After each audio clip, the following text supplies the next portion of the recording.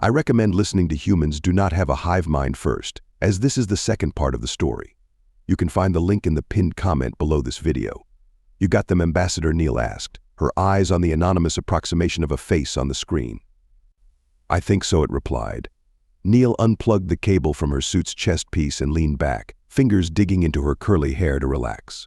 All good, I think. What are your instructions? Get as many from the reserve as you can onto the main team. I want everyone and their mother to analyze the audio and every word it said, and the translator, her eyes fell on the disc-shaped device, its organic beige exterior looking out of place amidst the room's shiny metals and plastics. The room was filled with high-tech equipment, screens, computer racks enhancing the ship's mainframe, and several layers of redundant backups for the communications system. There was barely any free space, just enough for a narrow path to the door and a swivel chair. I've got it right here, Neil continued, but there's nothing I can tell you about it. No visible energy source, no measurable outgoing transmissions. Damn, not even any indication of how it works. I have pushed it through the wave box though, so get some eyes on that data. Okay then, how much time do we have? 2 hours max. I might lie down, but I doubt I can relax. Don't feel like eating either. Just do your thing and get back to me as quickly as you can. I suggest resting nonetheless. See you in a bit. Bye. She ended the transmission, mentally visualizing the hundreds who would soon work tirelessly on sifting through the data she provided. Wasn't the offloading of work and distribution of experience and knowledge an actual part of the definition of a hive mind? Shaking the thought, she tried to sort through the last hour. The first meeting had ended with the alien requesting a break. Neil was proud of her preparation, bringing an actual mechanical clock to explain time. Imagine explaining time to an alien with possibly immeasurable intelligence. They had dictated the break to be 147 minutes. Neil got up to pace, migrating to the former common room and lounge area that was less cluttered with equipment. There was also a higher probability of snacks. Ambassador Neil, incoming transmission, the voice interrupted. She quickly went to the large wall-mounted screen and tapped the glowing button.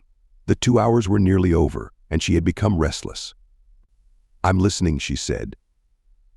Hello, Ambassador Neil. I have a set of instructions to put together and utilize a device that will help you understand the output from the alien translator. Since there is not much time left, I suggest starting immediately. Suggestion accepted. Go ahead. She slotted a blank multi-purpose board into the printer and loaded the plan she had received. Following the directions, she watched the matter printer layer liquidized ceramics, polymers, and metallic components onto the board. What is this thing I'm fabricating? She asked.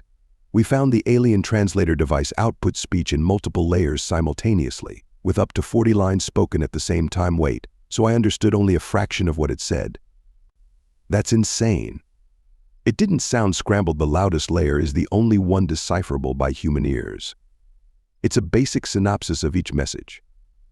I suggest using the interpreter device going forward. She glanced at the printer's clock. It was nearly done. Moments later, the printer signaled completion. Neil grabbed an earpiece and a small rectangular device. Both shiny black after the hardening period. Mount the main unit to your suit where it will best pick up the translator audio output. The earpiece is designed for your right ear. Be aware of a possible time delay depending on the information density. Okay then, till the next break. Goodbye and good luck. Minutes later, Neil returned to the meeting room, the translator in hand and the interpreter device stuck to her chest plate. The room had changed, walls narrower, ceiling lower, or rather the floor higher. The stool was replaced with a proper chair. The clock lay undisturbed on the chair. She left it in place, standing in anticipation. The barrier turned translucent, revealing the massive sapient creature with large eyes on her. It was in a prone position, resting on its large pair of arms. Neil noticed the alien translator device felt subtly different in her hand. Greetings again, the thin voice of the translator chirped. Neil held her breath until she heard the synthetic voice through the earpiece. Welcome back, representative of humans. I am joyful to see your return and hope you have rested and recharged. I am sorry again about the need for the break, but I am ready to engage in more discourse. She couldn't suppress her smile. There was an inexplicably large amount of excitement in the greeting. The alien noticed a dark object clung to Neil's apparel, hanging from one of the audio-sensory inlets. I do not want to overstep any bounds in my curiosity, but I noticed you brought a new object. Is this something you want to show me?" After sending her thoughts to the translator, it took longer than usual for the human to answer. They waited unmoving before replying, with strong excitement. The human explained the new machine complemented the translator, built during the rest period to hear everything spoken. Nar felt shameful that her translator had been inadequate, nearly messing up the first contact meeting. Reflexively, Nar clicked in frustration before tensing up, hoping the human didn't sense it. She quickly moved to questions about the new machine to distract from her lapse. A sharp sub-bass snap made Neil flinch. It was barely audible, and she couldn't tell where it came from. The being showed no reaction. Only after straining her ears did she notice the absolute silence on the ship. "How did you build it so fast?" Nar asked. "I have a machine that weaves metals and plastics to create different building blocks. I sent the audio recording for analysis to my friends, who designed the interpreter. The machine built it in 2 minutes," Neil explained. "But you changed this room while I was gone. Shape is easy. Tell more of weaving machine." Nar's interpreter expanded. "This room is merely a surface encapsulating the environment necessary for your well-being. Changing the shape is not worth mentioning. I am fascinated by the matter weaving machine." "How did you build it?" Neil exhaled through pressed lips. These were complex questions. She didn't know the technical specifics. Our machines are much more precise than we are with our hands and tools. They are based on our designs and ideas. We built the first machines long ago. Nar found the human's words incomprehensible, mixing many terms into a long mess. "I am truly sorry, but there are too many words I cannot comprehend.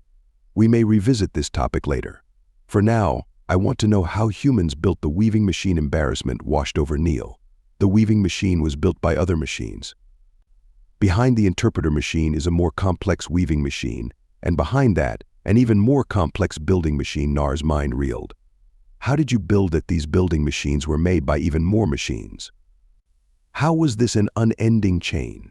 What level of complexity could these machines reach?" Nar's body ran hot trying to wrap her mind around this insanity. "Did you build anything with your own hands?" The alien shifted and twitched. "No. All these things are built by machines. They are much better at making things than we are." Nar clicked in disbelief. Complexity can only come from more complexity. Intelligence cannot create a greater intelligence. You claim to have built impossibly complex machines with your hands. This cannot be true.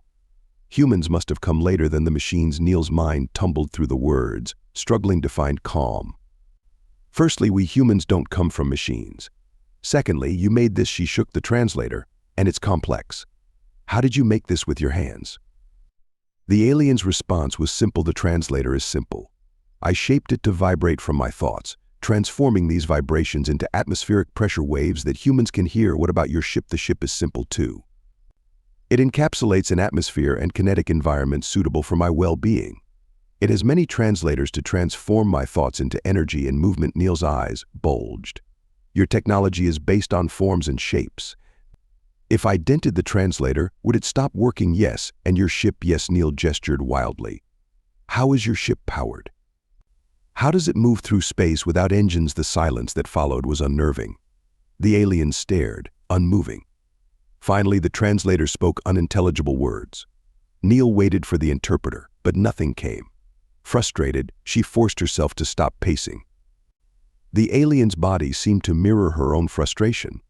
The human's interpreter machine had been unable to understand the explanation about the ship's mathematical principles. They apologized and suggested talking about simpler things. Nar obliged, explaining the materials used to build her ship. But the human language lacked the words to describe the knitting process. Nar decided to show the process, creating a simple cube with the same volume as the human and the same bright white color of their coverings. She moved the building blocks along her forearms and fused them together with her fingers. It didn't take long to finish the cube.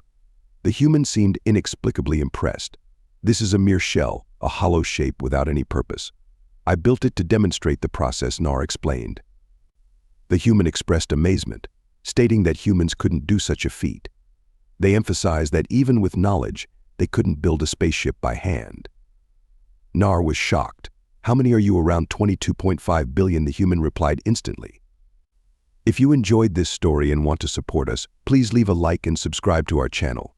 For every comment that says, we will heart every single one of them. Thank you for your time.